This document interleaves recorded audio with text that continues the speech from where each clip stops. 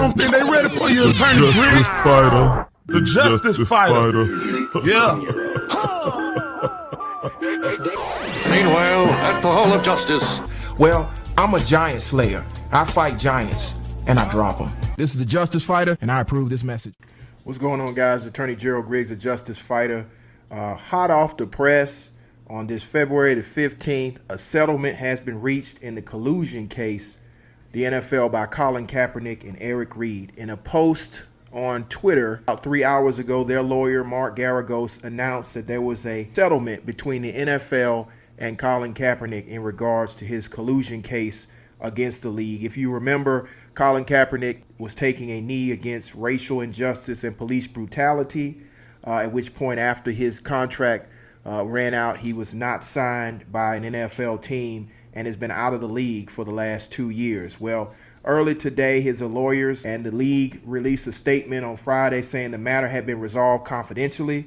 As part of that confidentiality, it's believed that both sides have signed a non-disclosure agreement agreeing not to speak publicly about the details of the case nor the settlement. The statement that was released by his attorney reads, for the past several months, counsel for Mr. Kaepernick and Mr. Reid have engaged in ongoing dialogue with representatives of the NFL.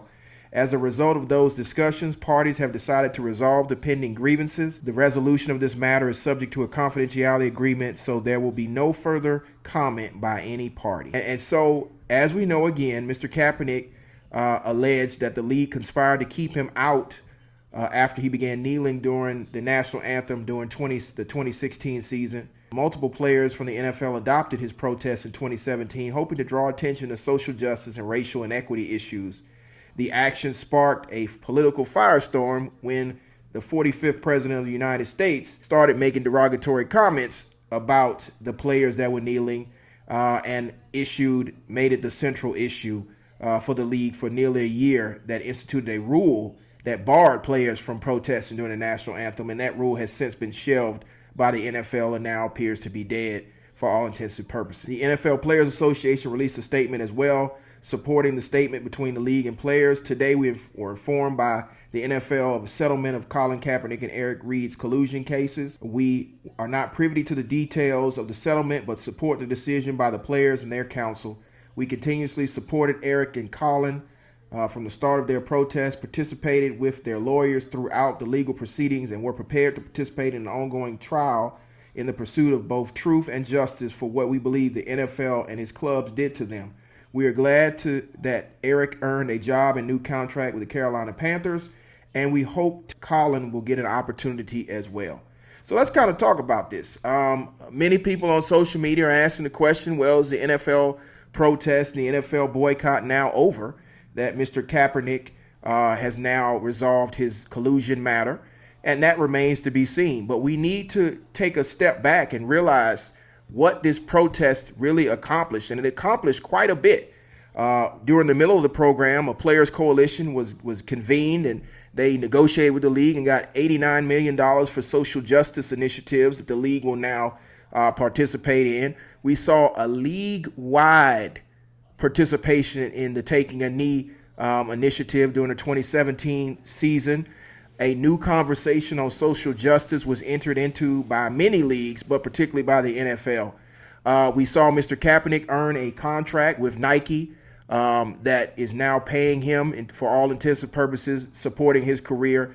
And we've seen a lot of the individuals who took a stand against Mr. Kaepernick, namely some of the businesses that were protesting the protests, are now out of business.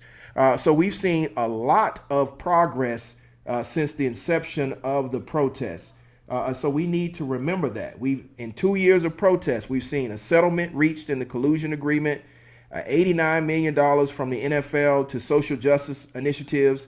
The Take a Knee protests went league-wide.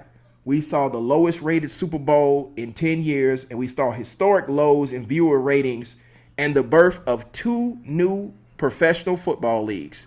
So for anybody that believes that protest doesn't accomplish anything, need only look at the Take a Knee protest and the NFL boycott as exhibits 1 and 1A of the power of the people and the resolve of the people. Now, we still are not done. We still have the issues of police involved cases and racial injustice that is going on throughout the country, but we now see a model of our collective strengths. Let's not be naive in this movement. Many, many people were not a part of this movement.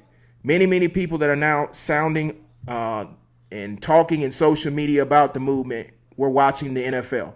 I myself didn't watch the NFL for 2 years, and I don't know if I'm going to watch the NFL. But what I would like to highlight is the rallies and the protests and the people that were joining together to elevate their voices for justice. This was a movement that we have not seen the likes of in decades. We saw millennials, we saw professional individuals, we saw our wisdom generation all come together and unite. We saw hashtags grow, whether it was boycott, NFL boycott, blackout the NFL. We saw support reach historic levels for Mr. Kaepernick because he is the modern day Rosa Parks. He is the modern day Muhammad Ali. And we've seen what our collective resolves can do. Regardless of when the president, the 45th president, tried to hijack the movement and say that people were boycotting because players weren't standing for the national anthem. We all know that's not true, because once he grew tired of the protest still grew, and we saw a Super Bowl affected by the protests. You saw, again, historic lows in viewership for the Super Bowl that was here in Atlanta. So I just want to thank all of the people that have been a part of this. Again, we're going to get with the organizers and determine whether or not it will continue. There are many, many more options now to watch professional football. Again, there are two new leagues, the XFL and the Alliance of American Football, which started last week. Alliance of American Football ratings were higher than an NBA basketball game, so that shows that there is a passion for football other than the NFL. And the NFL needs to do more. The Players Coalition, again, has signed on for social justice organizations and social justice work, but most of the social justice organizations they're working with, we've never heard of. So, you know, the NAACP is available. A lot of other social justice organizations are available to do the work in the communities, because this issue that Mr. Kaepernick was highlighting is very much alive and well. We would love to hear from him about his feelings about this movement. I know he can't talk about the case, but he can sure talk about the movement. So once we get more information about that, I'm sure we will be checking back in with you to talk about what the next steps of this movement are. But we want you to take a moment. Everybody that protested, whether you boycotted one day or we boycotted for 2 years, you are a part of history. This is a moment in history. Not since Montgomery have we had a movement like this. Now, there are going to be many that will try to discredit the movement. Many are going to say it had no goal, it had no purpose, it had no deliverables. And that is absolutely not true. The goals and the deliverables were clear from its inception. It wanted to deal with racial injustice and police brutality. It wanted to highlight the fact that the league was blackballing an individual for exercising his constitutional rights, and that individual has now settled a case. If the league felt that they had a strong position, they would have went to trial. They wouldn't have paid a settlement, and they wouldn't have asked for a confidentiality agreement. So these are things that you can look to and say are hard deliverables. Now, with regard to police accountability, we can now shift our focus back to law enforcement and these shootings, these unarmed shootings that continue to happen around the country. We can shift to police reform. We can shift to the implementation of Obama's 21st Century Policing Initiative, and we can focus on real deliverables, real legislation, real policy change, and ultimately real climate change within law enforcement. Those are the takeaways. But I salute Mr. Kaepernick. I salute Mr. Reid. I salute all the players that thought it not robbery to stand for this movement by taking a knee. And to the players who didn't participate, we understand that, you know, your career may be more important than social justice issues, and we don't fault you for that, but we would ask you to join now in being part of the change. We would ask all of the individuals who continue to watch the NFL, regardless of the way that African Americans are being treated and have been treated by law enforcement and the system, we would ask you to join now that it seems that we are at a crossroads in this movement. So I'm Attorney Griggs, a Justicefighter here on Justicefighter Media. Want to bring the information directly to you as it's happening. As we know, again, 3 hours ago, Mr. Mark Garagos, attorney for Eric Reid and Colin Kaepernick, issued a statement on Twitter indicating the collusion case is over.